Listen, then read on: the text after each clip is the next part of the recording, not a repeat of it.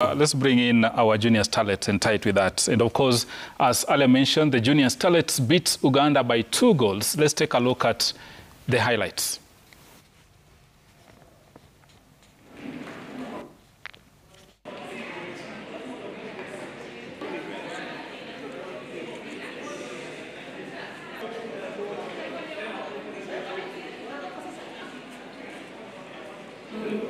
It was not a surprise that the Starlets did well, and given that they have actually they went to the World Cup last time. This is the very same team that went to the coach Mildred Cheche to the World Cup. It would not not to sound like we are overconfident or something, but the team has been together since they came from World Cup, and they are going to qualify. Back to the question of the day, are we going to qualify? We are going to qualify for the World Cup with this particular team, and I'm even hoping that that would only mean better performance, because then now we'll not be debatants at the World Cup. So we only need to make sure that we cement our win, and when we possibly face Cameroon, which would be a stronger competitor, we are going to perform pretty well and manage to qualify. Because our Starlets, and especially the under-17, are building a name as an African powerhouse, which is something that we have lacked for more than 40 years or 30 years in football. So again, the similar challenges. What is lacking in the team is the team getting the proper support, is government chipping in enough to ensure that in as much as these teams are here, they have the talent, they're performing. What more can we do to ensure that this team gets the proper support and they have an equal playing ground with other teams that they're supposed to face? Take a look at what Morocco is doing with their football.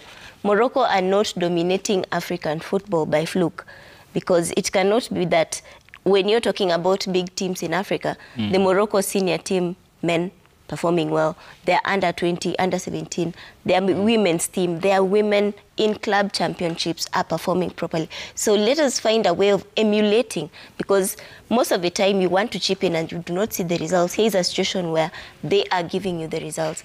It is now a challenge that this is a team that is preparing for World Cup. Let us already move beyond the qualifiers and already know that this is a team that has already qualified for the World Cup and making proper preparations. Absolutely. On top of that, we have Coach Mildred Cheche speaking upon their return. Let's take a listen to Coach Cheche.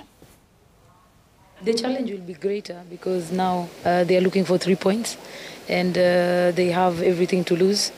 So it will be a very difficult match at home, but we will fully prepare as well, because we also have a few areas that we have to adjust.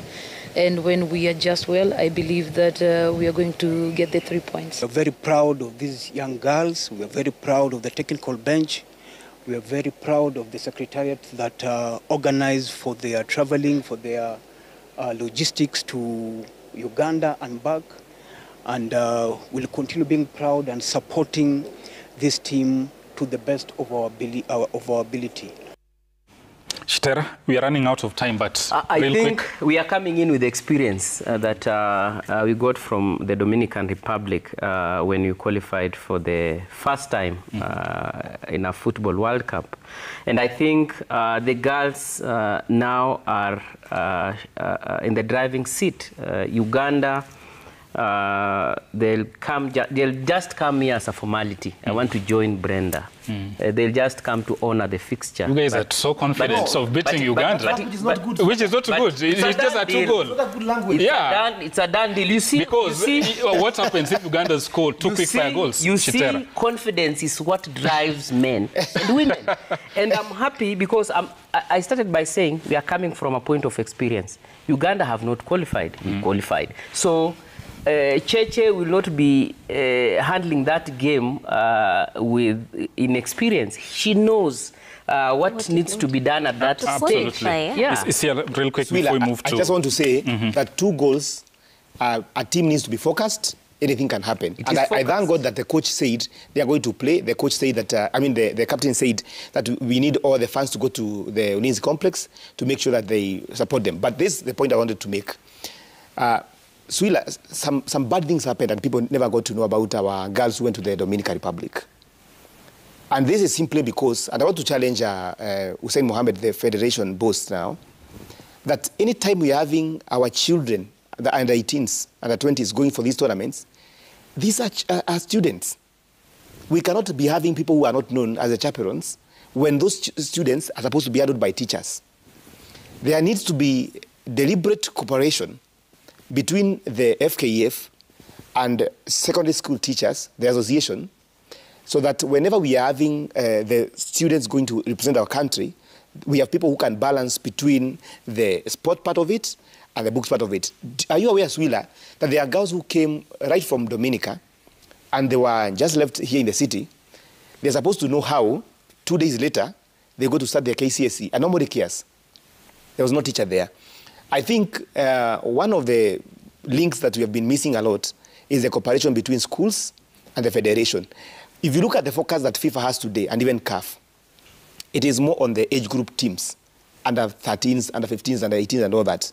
And there is no way a federation will isolate teachers in this. We are getting these talents from school games and all that.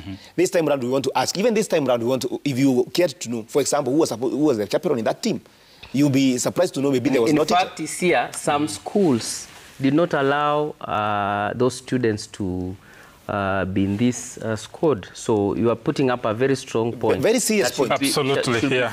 Actually, that's something we'll follow. Just 10 seconds here, Swila. I want to challenge, because wanasema men football inakuwa favored over women. Now, we have women leadership kwa hii Kenya. Sindio? Kuna ma-governors, kuna senators, kuna MPs, kuna MCAs. We have CEOs of very big companies that are manufacturing products related to women. Come and support this young team. Tunataka kuona magavana wangapi watakuwa Ulinzi Complex, wakike, movement. Kwa sababu anasema futa wanaume inapatiwa priority kushinda. Sasa ini, the ball is in your court. Tunataka tuone